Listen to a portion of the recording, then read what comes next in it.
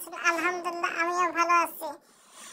Jamuna rail সেতু থেকে বঙ্গবন্ধু সেতু এর রাতের চিত্র ধারণ করা হয়েছে।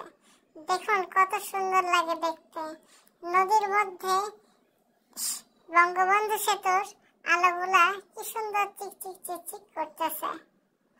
ভিডিওটি আপনাদের কাছে কেমন লাগে অবশ্যই কমেন্টসের মাধ্যমে জানাবেন।